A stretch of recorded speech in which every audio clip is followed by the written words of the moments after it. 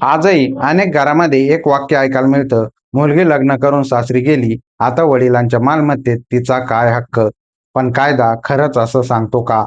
वडिलांच्या मालमत्तेत मुलाचा हक्क जास्त आणि मुलीचा कमी असतो का? आजचा व्हिडिओ शेवटपर्यंत नक्की पहा. नमस्कार मित्रांनो, मी संदीप रोडे आणि तुम्ही पाहत आहात संदीप रोडे ऑफिशियल पेज. आपल्या कायदा या सोप्या मराठीत मालिकेच्या एपिसोड 13 मध्ये तुमचं स्वागत आहे. आज आपण मुलगा आणि मुलगी यांच्या मालमत्तेतील हक्काबद्दल महत्वाची माहिती समजून घेणार आहोत. सर्वात आधी एक महत्वाची गोष्ट समजून घ्या. वडिलांची स्वकष्टार्जित मालमत्ता आणि वडिलोपार्जित किंवा संयुक्त हिंदू कुटुंबाची मालमत्ता यात फरक आहे.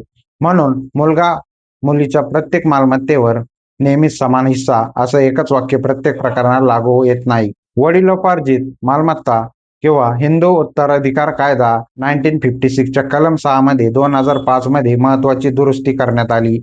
या तरतुदीनुसार मुलगी जन्मता होईपर्यंत होते आणि तिला मुलाप्रमाणे हक्क व जबाबदारी मिळतात.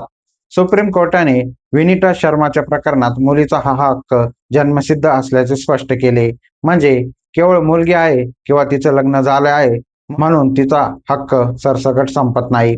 आता ही गोष्ट नीट लक्षात घ्या. जर मालमत्ता वडिलांनी स्वतःच्या कमाईतून घेतलेली असेल तर प्रश्न वेगळा होतो.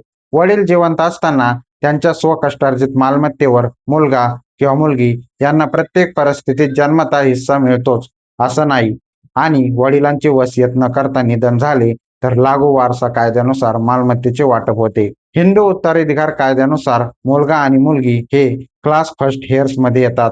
सोपं उदाहरण, समजा वडिलांचे निधन झाले, त्यांनी वसियत केलेली नाही, त्यांच्या मागे पत्नी, एक मुलगा आणि एक मुलगी आहे. अशा वेळी मुलगी लग्न झालेली आहे म्हणून तिला काही मिळणार नाही असं म्हणणं योग्य नाही.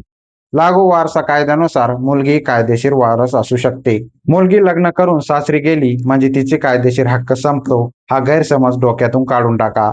पण मालमत्ता वडिलोपार्जित आहे की स्वकष्टार्जित, वसियत आहे की नाही आणि कुटुंबाला कोणत्या वैयक्तिक कायदा लागू होतो हे तपासणं अत्यंत महत्वाचं आहे. म्हणून मालमत्तेच्या वादात सोशल मीडियावर अर्धवट माहितीवर निर्णय घेऊ नका. आवश्यक असल्यास तज्ज्ञ वकिलाचा सल्ला घ्या.